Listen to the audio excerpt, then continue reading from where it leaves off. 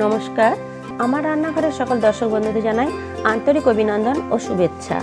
আপনাদের কাছে আমার একান্ত অনুরোধ, আপনারা আমার ভিডিওটা দেখুন।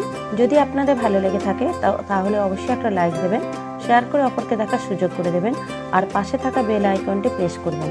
তাহলে আমার নতুন ভিডিও আপলোড করার সাথে সাথে তার নোটিফিকেশন আপনারা পেয়ে যাবেন।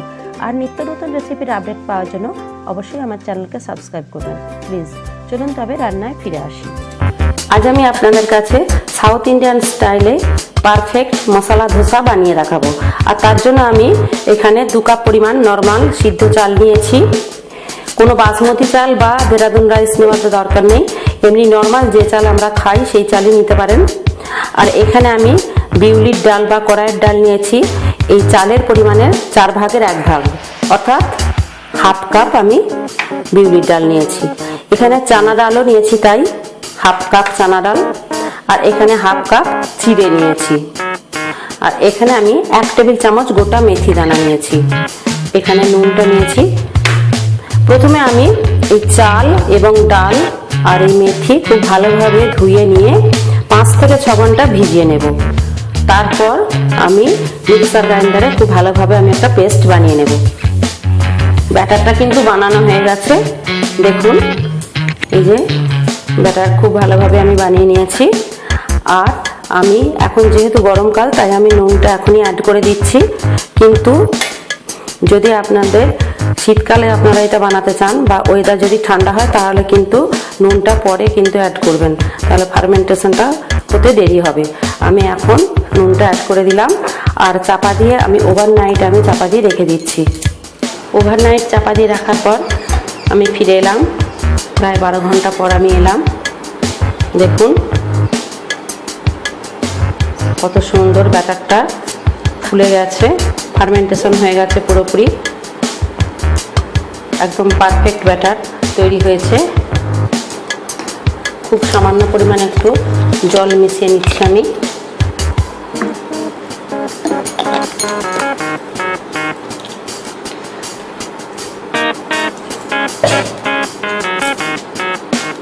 আমি আগেই নুনটা মিশিয়ে নিয়েছি, তাই নুনটা আপনারা দেখে কিন্তু মেশাবেন।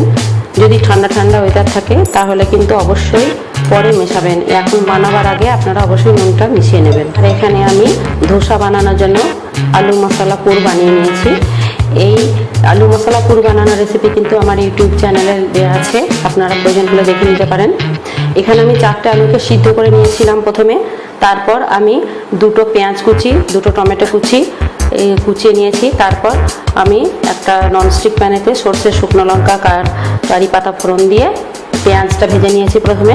তারপর টমেটো দিয়ে নেড়ে চেড়ে তারপর হলুদ গুঁড়ো, কাশ্মীরি লঙ্কা গুঁড়ো আর জিরে গুঁড়ো, ধনে গুঁড়ো সমস্ত 1 টেবিল চামচ পরিমাণে নিয়েছি।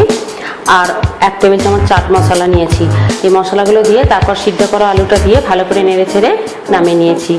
এইভাবে আমি পুরটা আগে বানিয়ে নিয়েছি। এবার গ্যাসে আমি একটা তাওয়া বসিয়ে নিয়েছি।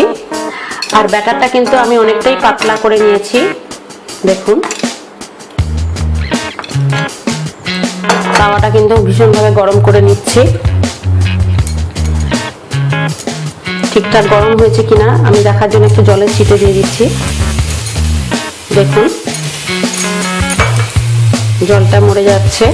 এবার আমি একটা পরিষ্কার কাপড় দিয়ে মুছে নিলাম ভালো করে।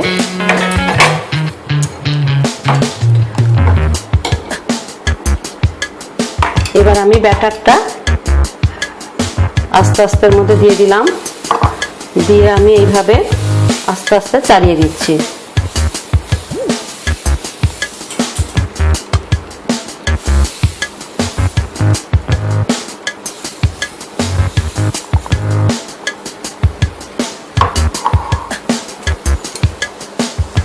এবার আমি একটু উপর থেকে তেল ছড়িয়ে দিচ্ছি।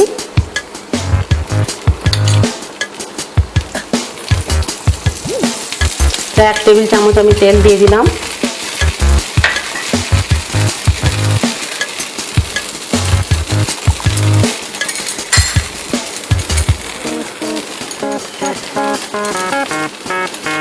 দেখুন আস্তে আস্তে কালারটা চেঞ্জ হয়ে যাচ্ছে। যখন আমি এর মধ্যে পুরটা দিয়ে দিচ্ছি।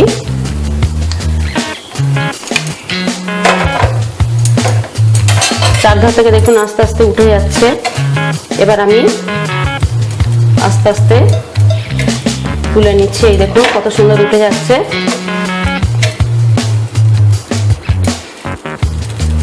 একদম তৈরি হয়ে গেল দেখুন আমার গরম গরম ধোসা। প্রত্যেকবার কিন্তু একটা করে ধোসা বানানোর পর আবার আমি জলে ছিটে দিয়ে খুব ভালো করে পরিষ্কার করে ধুয়ে নেব।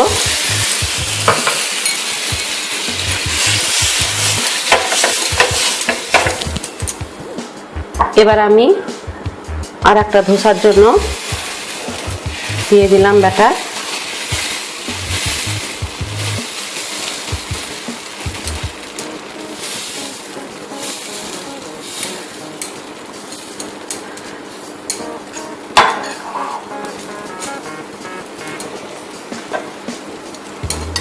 উপর থেকে আমি একটু তেল ব্রাশ করে দিচ্ছি।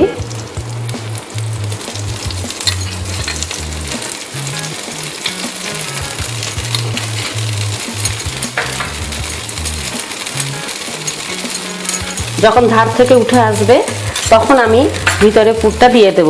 দেখুন ধোসাটার কিন্তু কালারটা চেঞ্জ হয়ে যাচ্ছে মাঝখান থেকে আস্তে আস্তে। এবার আমি পুরটা দিয়ে দিচ্ছি আবার।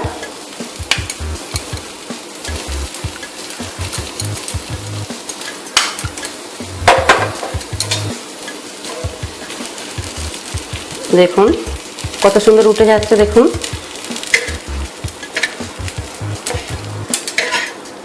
দেখুন একদম তৈরি হয়ে গেল, একদম ক্রিস্পি ক্রিস্পি ধোসা। গরম গরম মশলা ধোসা কিন্তু একদম রেডি হয়ে গেছে। দেখুন আমি নারকেলের চাটনির সাথে পরিবেশন করলাম।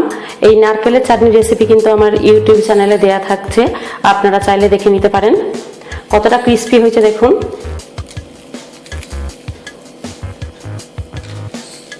এই দেখুন কত সহজে কত সুন্দরভাবে এই ধোসা বানানো যায় আপনারা দেখলেন। আপনাদের যদি এই রেসিপিটা ভালো লেগে থাকে তাহলে অবশ্যই আপনারা বাড়িতে বানাবেন। কেমন হলো লাগবে কমেন্টের মাধ্যমে আমাকে জানাবেন, আর শেয়ার করে অপরকে দেখার সুযোগ করে দেবেন। আর এরকমই অন্যান্য রেসিপি পাওয়ার জন্য আমার চ্যানেলকে কিন্তু অবশ্যই সাবস্ক্রাইব করবেন প্লিজ। আমি আসছি পরে আরও অনেক এরকমই অন্যান্য রেসিপি নিয়ে। ধন্যবাদ, ভালো থাকুন, সুস্থ থাকুন, নমস্কার।